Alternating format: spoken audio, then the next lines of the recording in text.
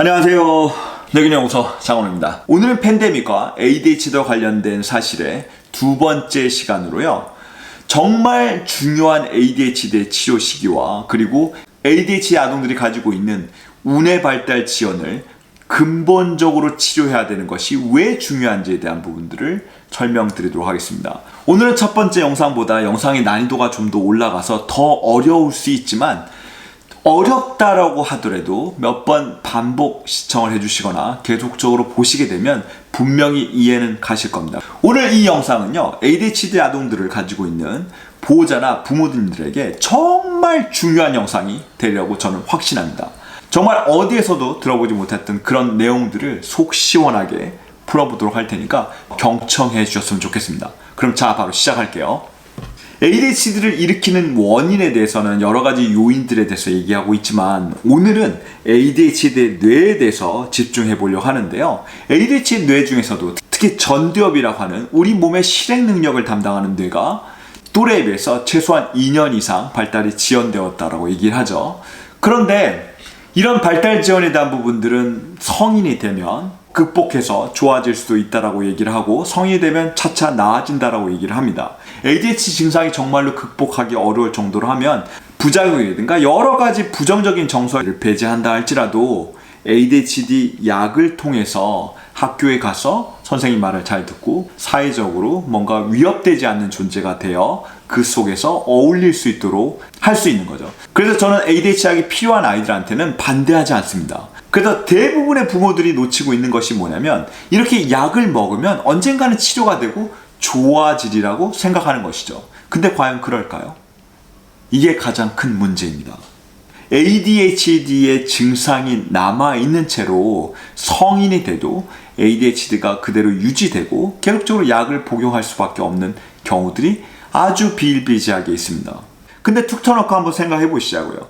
약만 먹어서 언젠간 치료될 거라고 생각하는 ADHD 아동들 경우 성인이 돼서 계속적으로 약을 먹는 거는 괜찮지만 사회적으로 적응을 못하거나 사회적으로 고립되기도 하고 미국에서 대부분 총기 사고가 일어나는 아동들을 보게 되면 ADHD 약을 복용하는 경우들도 굉장히 많이 있습니다. 그리고 잠재적인 ADHD이긴 하지만 본인이 ADHD인지도 채 모른 채 성인이 되어서 사회적으로 어울리지 못하는 성인들이 굉장히 많습니다. 성인이 되고 나서 인지하게 된 후 본인이 그 어려움에 대한 것들을 맞닥뜨리게 하면서 훨씬 더 많은 문제점들을 마주쳐야 되는 경우들이 비일비재합니다. 그래서 이 발달 시기 제한에 대한 부분들을 저는 언급하려고 하는데요. 두뇌 발달과 관련돼서 만 10세에는 회백질이 발달이 끝나게 되고 그리고 만 20세에 백색지라고 하는 부분들이 발달이 끝나게 됩니다. 근데 이게 의미하는 것이 과연 무엇일까요? 초기 발달 시기를 한번 눈여겨볼 필요가 있습니다.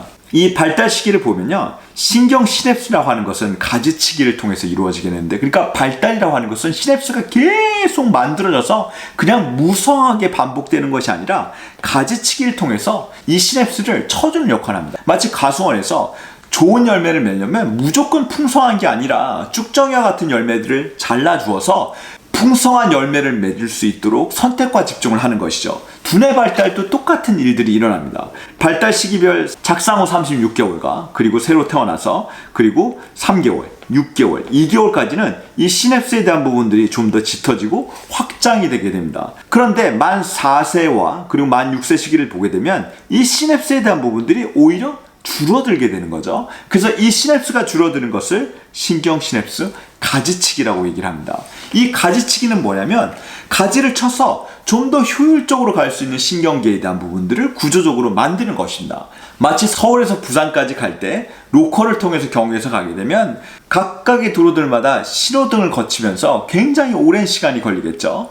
그래서 이 신경계의 발달은 만 2세를 지나서 점점 가지치기를 하면서 효율적으로 신경계를 만들려고 하는 것입니다. 지금 보시는 것처럼 시냅스의 가지치기가 있기 전에 굉장히 복잡했던 시냅스의 구조들이 가지치기를 하게 되면서 이 가지에 대한 부분들이 굵고 효율적으로 바뀌게 되는 거죠. 그런데 이 시냅스의 가지치기가 이루어지기 위해서는 제가 그냥 간략하게 그림으로만 표시했는데 신경세포 중에 하나인 신경교세포라고 하는 아이들이 관여하게 됩니다. 신경교세포는 뇌에 있는 여러 가지 신경세포 중에서 90%를 차지할 정도로 굉장히 많지만 이 아이들이 알려진 거는 불과 채 15년이 되지 않아요. 그래서 이 신경교세포가 뭘 하는지 아무도 몰랐습니다. 그래서 제가 배웠던 신경학 책이나 혹은 다른 여러 가지 의학서 중에는 이 신경세포에 대한 언급조차도 한 줄 정도였습니다. 근데 이 신경세포가 하는 일이 밝혀지면서요, 이 신경교세포가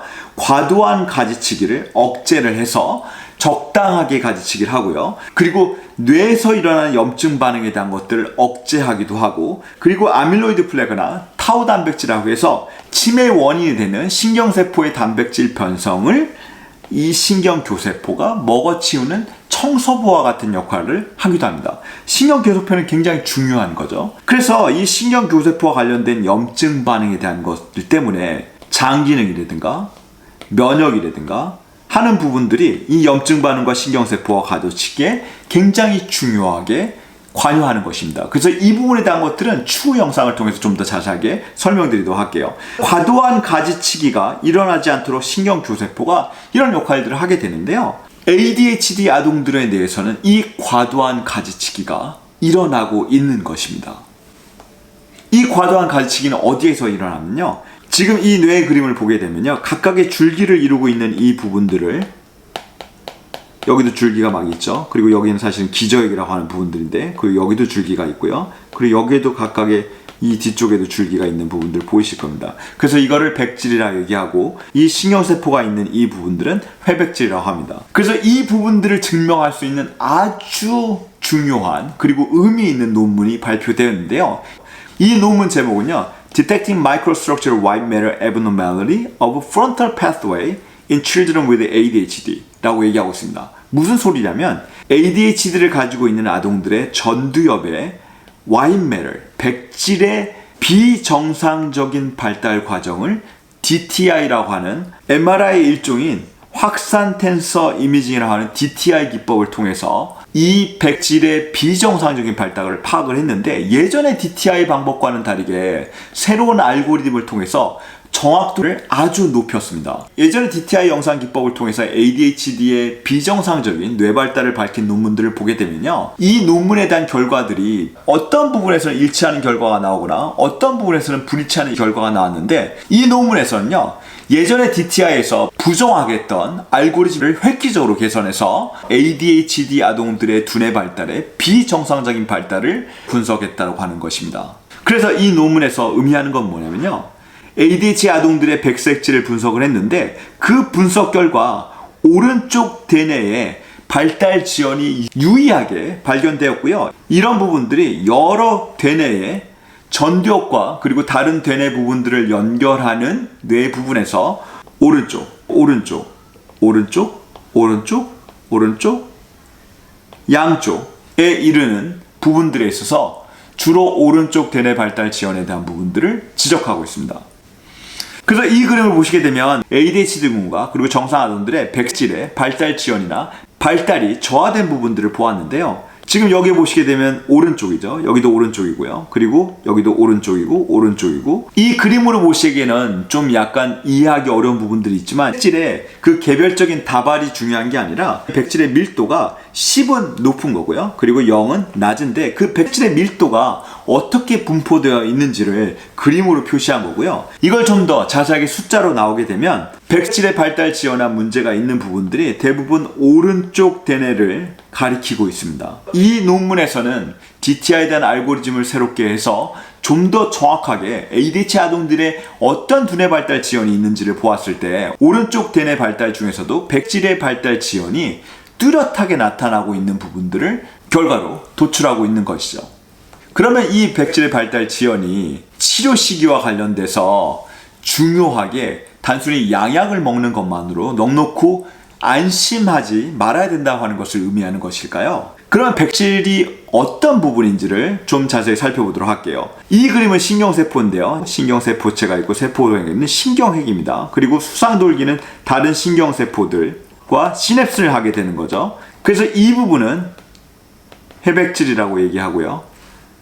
축삭돌기라고 하는 이 신경 줄기가 있는 부분들과 그리고 이 말단에 있는 부분들을 포함을 해서 얘를 백질이라고 얘기를 합니다. 그래서 회백질과 백질이 나눠져 있는 거죠.